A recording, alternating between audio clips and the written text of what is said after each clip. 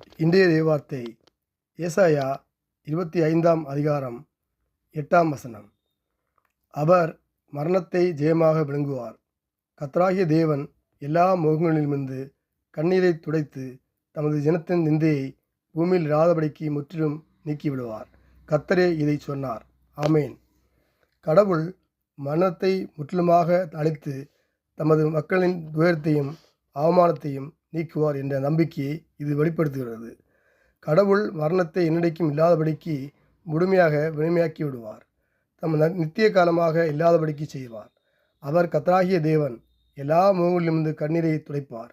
பூமியிலுள்ள தமது மக்களின் நிந்தையை அல்லது அவமானத்தை முற்றிலுமாக நீக்கிவிடுவார். மரணத்தை முற்றிலுமாக ஜெயமாக விழுங்குவார் என்பது மரணம் இனி இல்லை என்பதை உணர்த்துகிறது.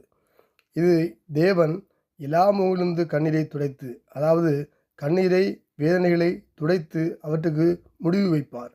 தேவனுடைய பிள்ளைகள் படும் அவமானங்கள், வேதனைகள், கஷ்டங்கள், கவலைகள், கண்ணீர்கள் அவைகளை உணர்ந்து அவைகளுக்கு முற்றுப்புள்ளி வைப்பார். இந்த வாக்கு மாறாதது. இது நிச்சயம் நிறைவேறும். தேவன் மரணத்தை ஜெயித்து ஜெயித்தது போல நம்முடைய கண்ணீரை அவர் துடைத்து நம்முடைய பாதைகளை, துன்பங்களை நீக்குவார். இன்று நமக்கு கஷ்டங்கள் போல் இருந்தாலும் அது நிலையானது அல்ல.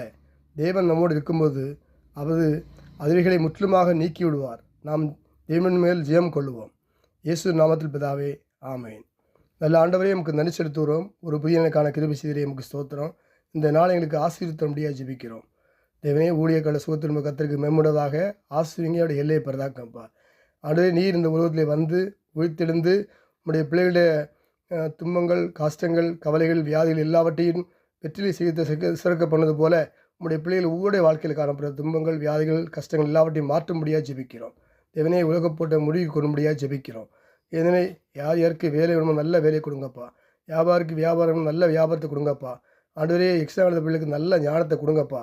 ஆண்டு படிக்க பிள்ளைக்கு நல்ல ஞானத்தையும் புத்தியும் கொடுக்க முடியாது. நான் ஜெபிக்கிறேன் கர்த்தாவே. இதனால் முருதியுள்ள ஆசிரியங்கப்பா. வெயில் காலத்தில் யாருக்கு எந்த பலவீனம் வராபடிக்கிறத பாதுகாத்து கொள்ள முடியாது ஜெபிக்கிறேன்.